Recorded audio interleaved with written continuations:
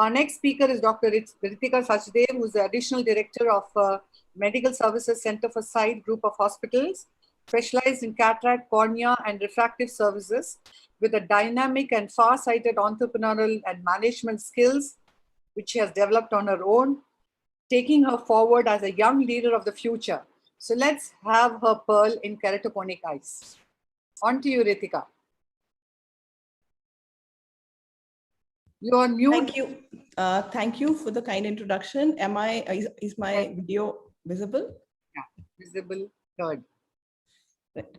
So I'd be just completing the basket of refractive surgery by talking about complications of intracorneal ring segments. This is nearly a decade of experience with hundreds of cases and the complications that we at Center for Sight have seen with ICRS. We have used the intracorneal ring segments in primarily cases of keratoconus and post-LASIK ectasia and combined it most commonly with corneal cross-linking. As we all know, these inserts act as spacer devices and not only biomechanically stabilize the cornea, but also have a role in stopping progression and improving vision.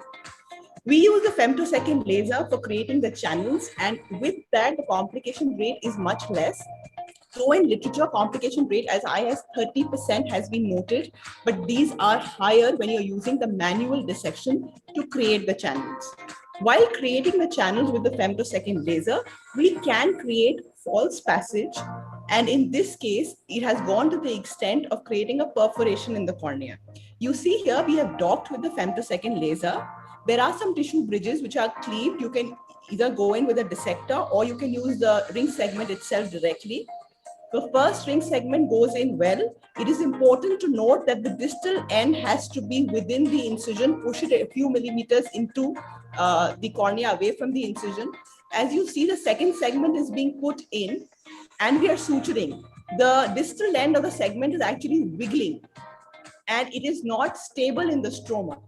At that time, what was not visible is now clearly visible the next day, that the segment actually lies inside the anterior chamber. The upper segment, which is the supporting segment, will not have a role to play once the inferior one is no longer in place.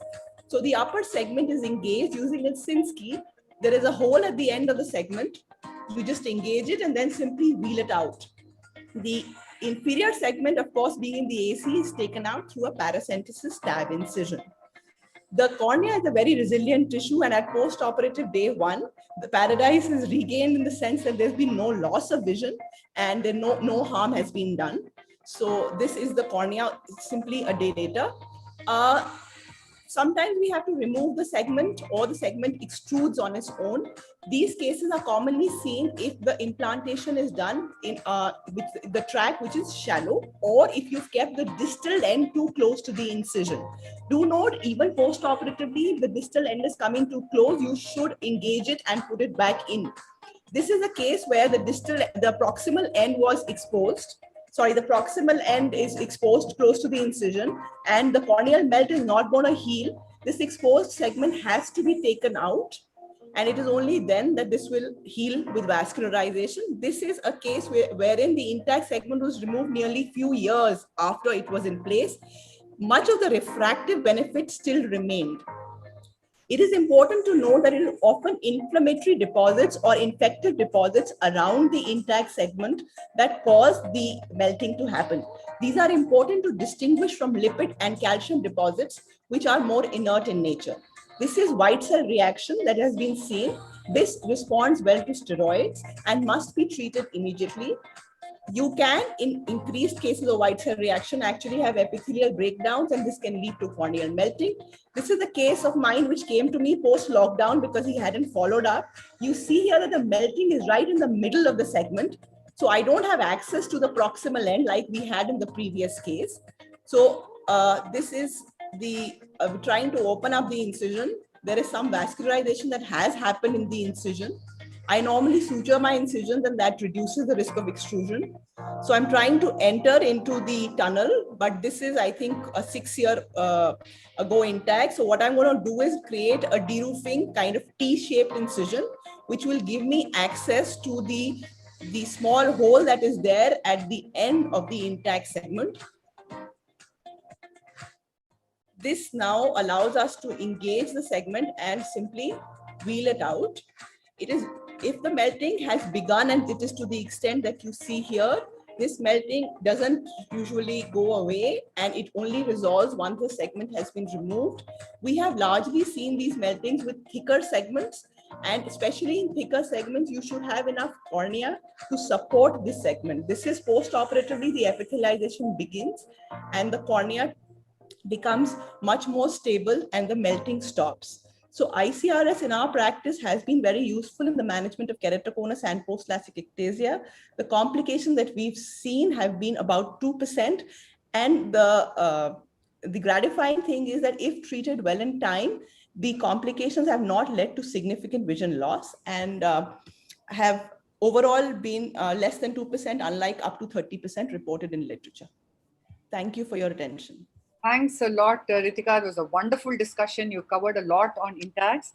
So the essential point is with femtosecond lasers, the occurrence of stromal melts is lesser because you get a deeper, you are not having a superficial placed channels as you would have in manual.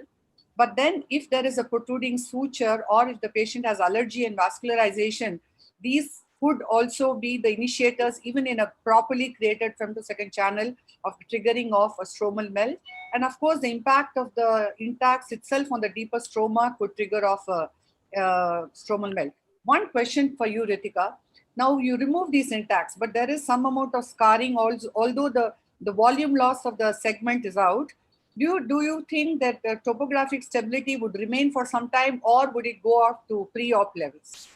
It did not go off to pre-op level because a lot of these segments were removed much later, and we had done Intacs with cross-linking. So there has been a redistribution of the biomechanical forces over the year. There is also some fibrosis that sets in across the channel. So that makes some of that a little bit of that gets permanence. So we have seen actually more than 50% of the refractive effect actually stay in these segments which we've removed over the years. One important thing to note, of course, is that we have to avoid eye rubbing in these cases. And that is something which we do advise in all patients of keratoconus, but we have to reiterate after Intacs. And that we have seen has a significant role to play along with the allergic conjunctivitis, which can lead to increased white cell reaction. These two have been the implicating factors of most of the cases that have melted in our series. Thank you very much. Dr. Namrata, I want you to stay on because for the next two videos, I would need your inputs. So thanks a lot, Ritika. That was a real good presentation. Excellent presentation, Ritika.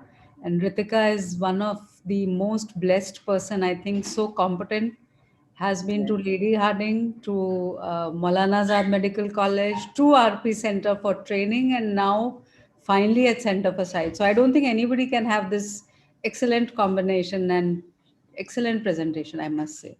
Thank you, ma'am. She's a brilliant girl. It's in her blood. So Anaga, can you introduce the next speaker? Yes, ma'am. Yeah. Excellent presentation, Dr. Ritika. Congratulations.